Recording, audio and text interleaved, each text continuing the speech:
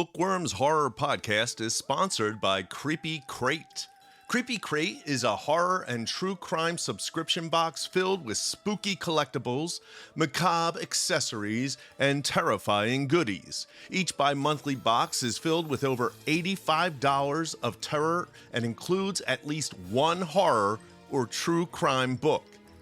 This box delivers dread to your doorstep for just $39.99 with free shipping. Go to creepycrate.store to subscribe.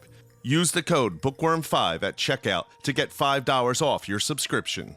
That's bookworm5 for $5 off your subscription. And now to the show.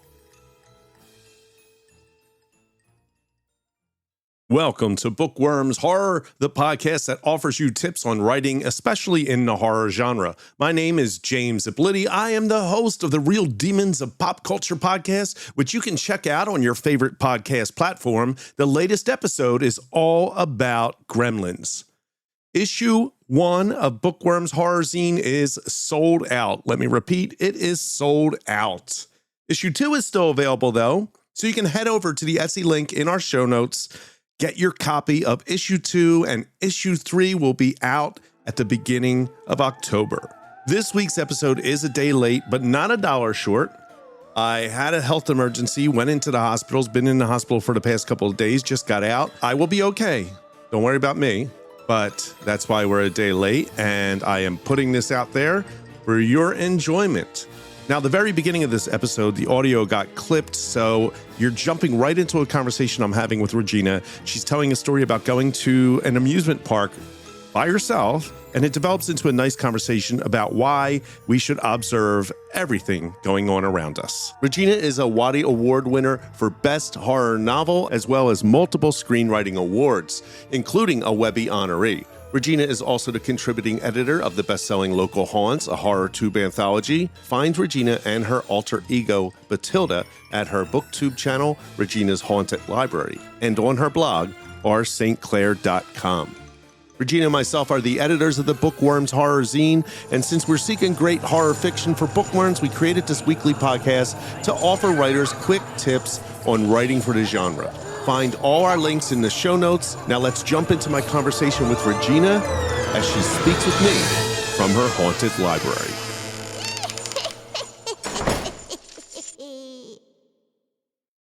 That seems to me like a really difficult task. Yeah, it was. Because nothing's going through my mind except for, oh shit. Well, I got there when the first drop came because it was so intense that I couldn't really think. And then I felt really kind of silly because I was by myself. I had to sit next to these two other people, these friends. And then afterwards they were getting a picture. They had their picture done. And I'm like, oh man, I'm going to be in their picture. Speaking of observing people, what do you think those people thought about this woman who decided to... who photobombed their picture? Not only that, but decided to go to Hershey Park by herself and ride a roller coaster. Yeah. That would be something I would be thinking about. Who is this person? I know. I thought about that too. And also because I was weirdly dressed as usual compared to I think I had on a skirt and a nice blouse, where most people they're dressed in water park clothes, wet t-shirts and, bathing suits and shorts. And I looked a little prim and proper. And I thought about that. I guess I seem a little weird, but I don't know. I guess I'm used to that, James. What can I say? At this probably thought stage of my life. That you were a time slip or something like that. I know. Maybe I was. I definitely felt like I was observing, because being alone in a situation, most people don't go to places like that by themselves. Right. So I saw a lot of families, and of course there are always dynamics with kids and families. And there's that one kid that wants to, let's go drag everyone to the next ride. And there's always that kid that's scared. And so it was kind of fun to observe just how people react to roller coasters. Yeah, that's actually a good observation. If you are in those situations, especially on those type of roller coasters, is watching what people do when they're frightened. And before they get on the ride, there are so many feelings going on in people's heads, unless they're immune to that and then they just like the adrenaline. Yeah. But I do not like heights, but I go on roller coasters. But I wouldn't if the roller coaster started really high and I had to climb stairs. Oh, yeah. And the thing is, I don't like being trapped on staircases where people are behind me and in front of me and we're slowly moving up to get to the ride. Can't do that. Yeah, it did have one of the rides did have that, and I didn't like it either. That's interesting.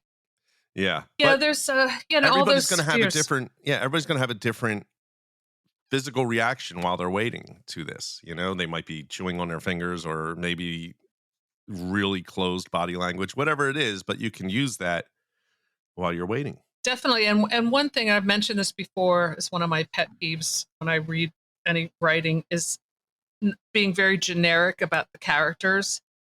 If you're observing, you can find really specific things to mark your character as, and it can just be a little thing,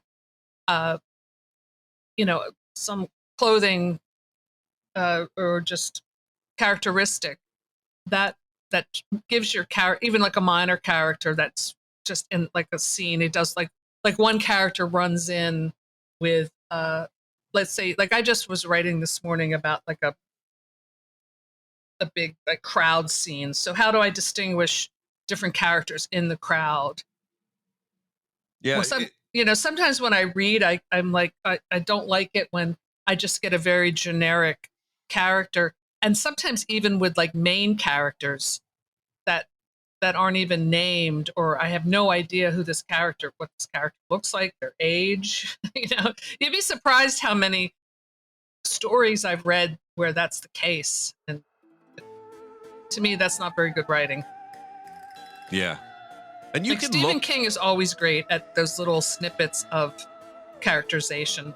He has a new book out now, Holly. Mm-hmm. But I haven't read like Mr. Mercedes or any of those, so I read that one. I'm gonna have to go back and read those. I know, he has think so she's many. The character in all. Oh, all right, those. yeah, that was a good one. All right, that's this week. Next week we'll be back with Overcoming Procrastination. Once again, thank you for tuning in. Please check out all our links in the show notes. Don't forget, issue 2 is available. Don't let it sell out before you get it. And we will see you back in Regina's Haunted Library next week.